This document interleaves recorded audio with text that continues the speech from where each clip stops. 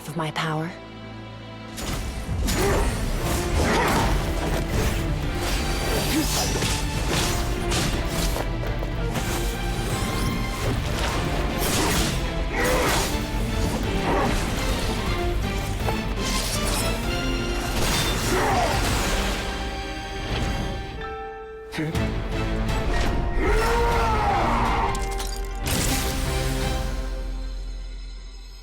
Well then, let's see how much more of this power you can handle.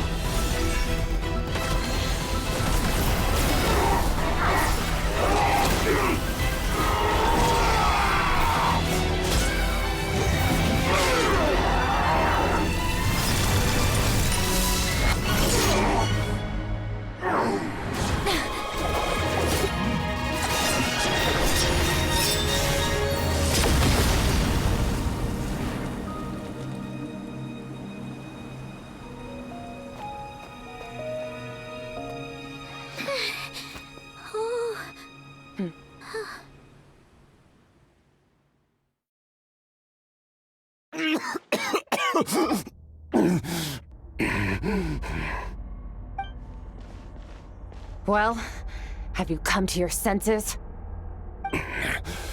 You saw that my body was at its limit. So, you deliberately channeled your power into me, knowing that it would destroy my shell from within. Such power. Such keen battle instincts. So, you must be... Skirk, Sertologi's disciple. How long has it been? How long has he been away from Tevat? Hundreds of years. Hundreds?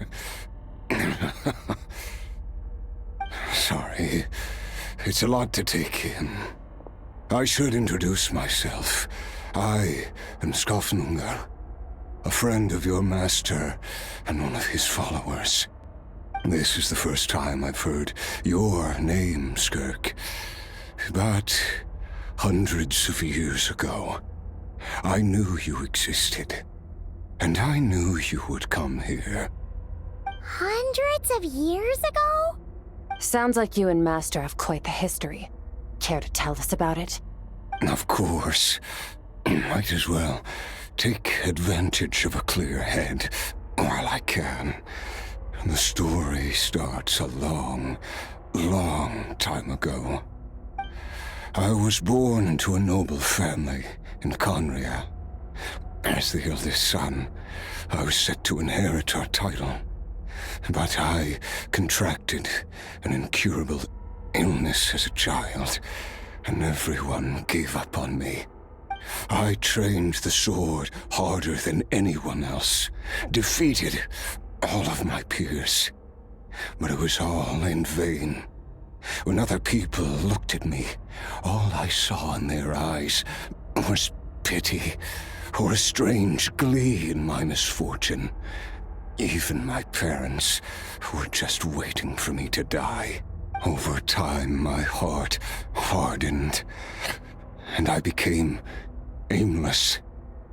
That was the point where I met your master, Sertologi. We were similar in age, but different in background. He was born in prison, the son of criminals who had been sentenced to death. He spent his childhood wandering the streets, facing more criticism than the literary works in the Universitas Magistrorum. Yet, he always wore a smile on his face. I still remember what he said to me when we first met. You need to fight to survive, even if it's a losing battle. That does sound like something he would say. He was the first to acknowledge that I was worth something, and he inspired me to keep going. When we sparred together, when I was 10, he stole forbidden research materials and managed to cure my illness. It was like there was nothing in this world he couldn't accomplish. When it came to the human form, he was always intent on pushing the boundaries of possibility. But somewhere along the way, I fell behind. My talents were nothing compared to his, and at some point, I realized he had pulled so far ahead, I was too embarrassed to even ask him to spar. After his grand endeavor was successful, he sought me out and said to me, "This planet no longer holds anything of interest to me, so I'm leaving. But first, I have an offer. I can use a power I have just refined to break the curse of immortality for you. Your death was once what we worked so hard to prevent. But the immortality you now face is a different kind of pain altogether." I'll pass. Immortality doesn't sound so bad to me. Since I can't die, it means I have an infinite amount of time to get stronger. Maybe I'll finally catch up to you one day, and we can spar like we used to. Are you sure? I cannot say when I will return. Your body, or rather, your soul, might not be able to withstand this curse. All I can do is try. After all, a wise man once told me, people need to fight for their own survival. Wise indeed. Nevertheless, if you grow weary of the pain of immortality, and wish to experience a good sparring match before you wither away, seek out my disciple. Disciple? Never thought I'd hear that word coming from you. Nor I. But Vedifenir said I was destined to find a disciple out there in the universe, and bring her to Tibet. You know as well as I, Vedifenir's prophecies are never wrong. Huh. Well, now I'm curious about who this disciple of yours will be. All Vedifenir said was that one day, the stars shall bow in her honor. Sounds pretty impressive. Of course. Only the most outstanding people would have the right to become my disciple. Still self-assured as ever, I see. But you're not wrong. I'll be leaving then. Oh, and if you are serious about getting stronger, I left you a little gift in the Primordial Sea. As I've said before, walk whatever path you want. Freedom means even the wicked get to make their own choices. Waiting for me in the Primordial Sea was the all-devouring narwhal, already beaten into submission by Sertologi. In its weakened state, I was able to cut off part of its flesh and sew it into my own heart. Your heart? That sounds like torture! How did you even survive that? Because, of course, I bear the curse of immortality. So, you used the curse to turn yourself into a vessel for power. Even with that whale's ability, devouring power like that is not something the human body can withstand.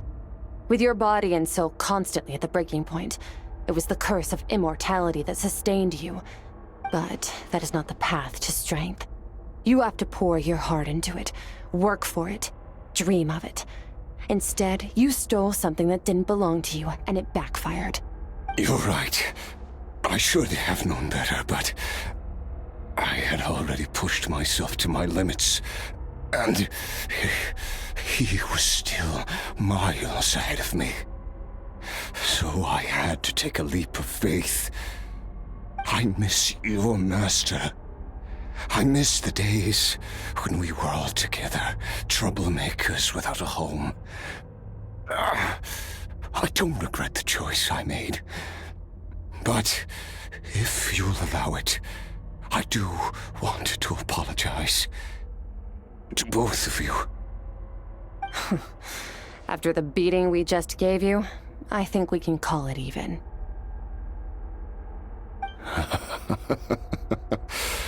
You're an interesting one as well. Sertologi's disciple. That's a lot to live up to. It can't have been an easy experience. I know what he's like. He rules with an iron fist, using despair and fear to force you to catch up to him, all the while standing ever out of reach. We're like mountain climbers in the dark, never knowing how much higher we have to climb, or when we will see the sun again. True. But I made up my mind long ago. No matter how dark it gets, I will not give in to despair. I will overcome it. Besides, after hearing your story, I suspect what Master really wants is not a battle that demands his full strength, but rather a defeat without regrets. Oh? Since you're his friend, you must have some things in common. First time we came here, when you stabbed me through the fog and stole my power, I felt no emotion coming from that spike. But when you had to devote all your strength fighting me just now, I could feel joy and passion emanating from your blade. It was the joy of a researcher discovering the truth of the world, the joy of an artist uncovering a temple of wonders. Interesting. I'm certain I didn't express those emotions outright, yet you were able to read them from my blade, like a glimpse into my inner world. You're right. That battle brought me an unbridled sense of joy, and my defeat brings me no regret whatsoever. Exactly. I think Master also craves a battle like that. One where his opponent forces him to use all his strength, unlock the extent of his potential, and transcend his own limits. A battle to end all battles. After which, all can come to an end, including, perhaps, his life. For that very reason, good and evil are meaningless to him. He has one purpose, one goal: to complete himself. It's one of the secrets to his strength. Perhaps you're right. Perhaps that is his call. What a battle that would be. Oh, to witness such a... Are you okay? Too many different kinds of power are surging through my body. The curse of immortality allows it all to coexist, but it does not remove the pain. I won't be able to hold on to my sanity for much longer. What a shame. I would have loved to witness that battle. Sertologi once offered to free me from this curse. Now, I must ask that of you, Skirk. Can you release me from the pain? I can, but not through death, if that's what you were hoping for. It's not a suitable punishment for your crime. As an alternative, I can take your consciousness, along with all the power you've consumed, and smash it to pieces.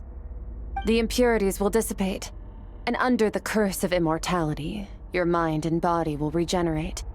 When that process is complete, you will be back to who you were before, no longer tortured by powers you can't control. But it will be a time-consuming and painful process. The decision is yours to make. I accept. And who knows?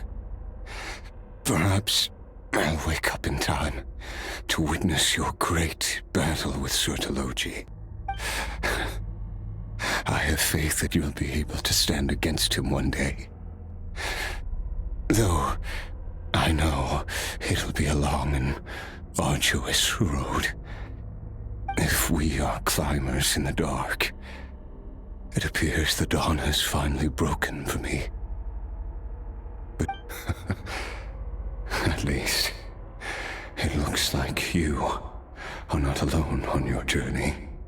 I will reach the top of this mountain, no matter what it takes. And you, Skofnungr, will be my witness at the end of all things. That's finally over. Let's get out of here. Huh. At least we don't have to make a mad dash for the exit like last time.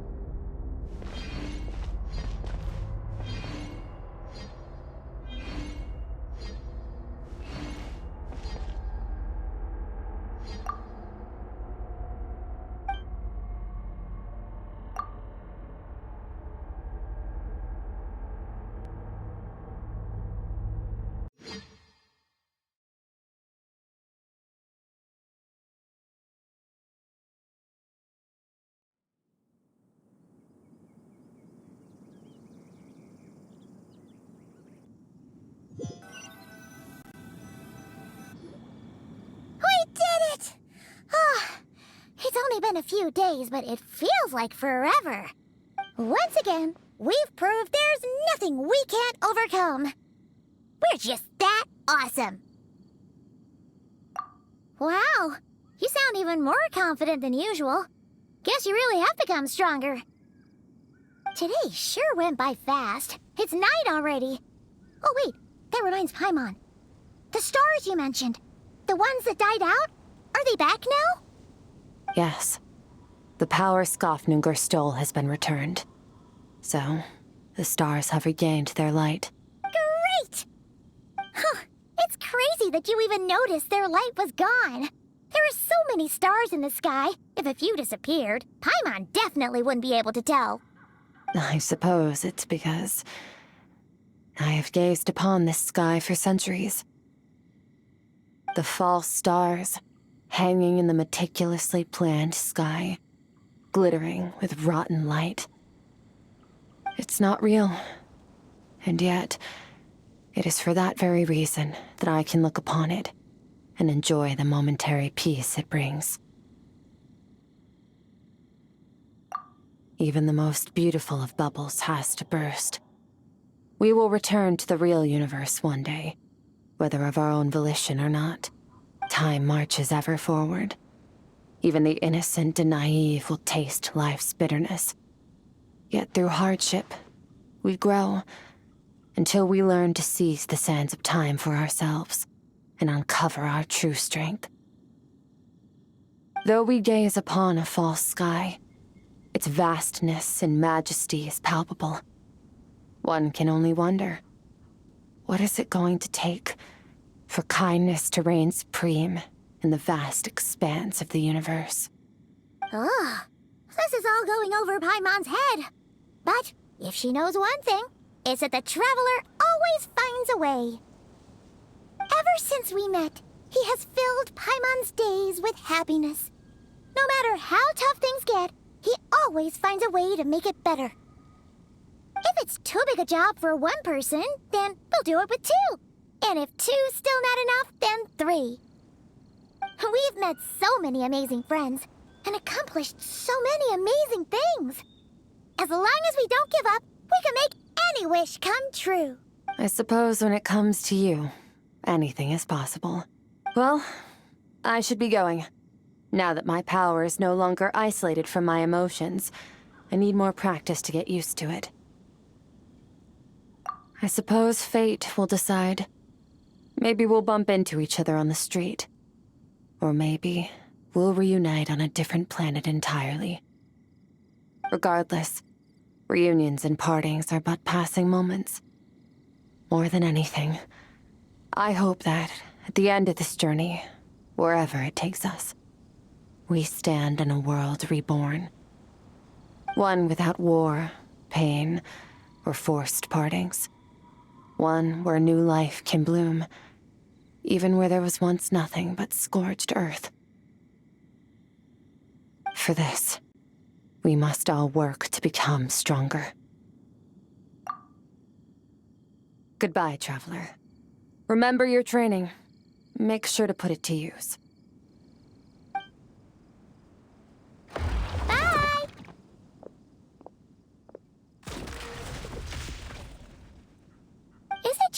Paimon? Or is she being nicer than before? We definitely count as friends after all that, don't you think? Hey, what do you think about camping here tonight? There's nothing quite like sleeping under the stars. Come tomorrow, we can continue our journey. Oh, and since Paimon treated you to that super nice meal at Wanmin Restaurant,